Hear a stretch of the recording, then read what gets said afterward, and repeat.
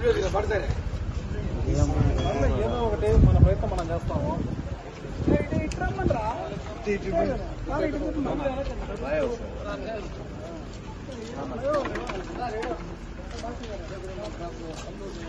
అన్న మీడియా కాదు మీడియాకి ఏమి ఎక్కేది లేదు. ఫస్ట్ మనం మాట్లాడుకుని మనం ఒకటి మనకు ఎవరు పని చేయకుండా అంతే.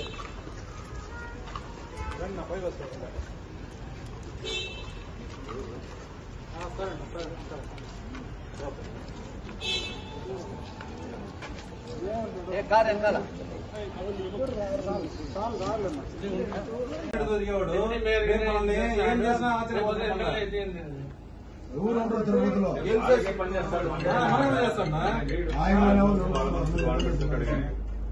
కనీసం మనల్ని లెక్క కూడా పెట్టాలి.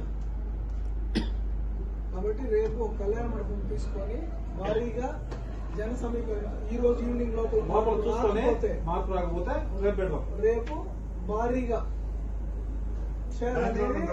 ఫైనల్ డెసిషన్ తిరుపతి మన ఆత్మగౌరవం మొత్తం పెట్టేద్దాం.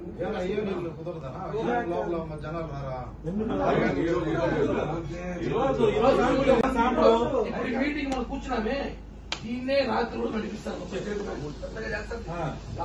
దానికే మారుతుంది. ఎందుకంటే ఇంతమంది తెల్లలేడు ఉన్నాగా అందులో చోట కూర్చున్నాక అంత నిర్ణయం తీసుకోరు. ఆలోచిస్తారు మా క్యాండిడేట్ కూడా ఆలోచిస్తాడు.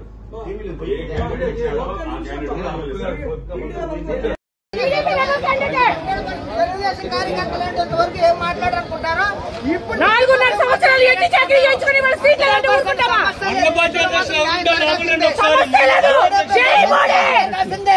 100% పార్టీ కోసం కష్టపడిన మనిషి, ఆయనకి న్యాయం జరగాల్సిందే. ఇంకెవరికి ఇస్తారు? మోడీ గారికి సీట్ లేదంటే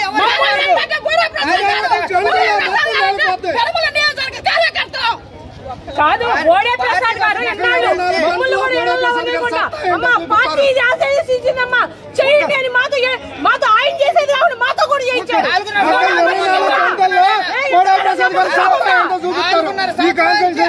ఆయన తిరిగేది కాకుండా మమ్మల్ని కూడా చెప్పాడు. చంద్రబాబు నాయుడు గారు పెట్టిన ప్రతి మ్యానుఫాక్చరింగ్ కూడా బోడే ప్రసాద్ గారు నెరవేర్చేలా లేదా? సార్ మీరు ఒక్కసారి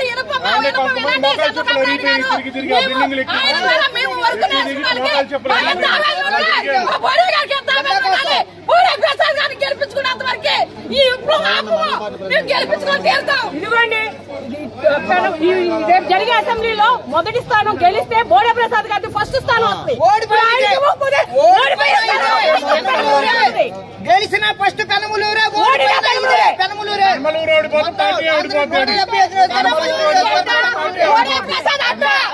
కాదు.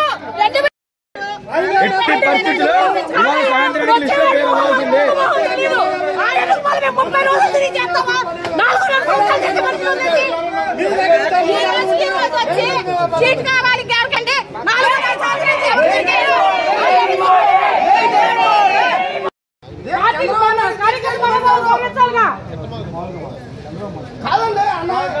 మనోభావాలు గౌరవించాలిగా.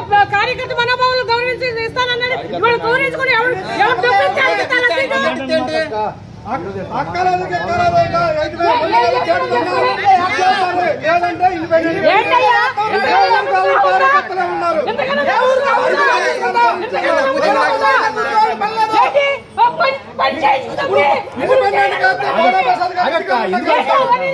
ఏంటి ఆ రోజు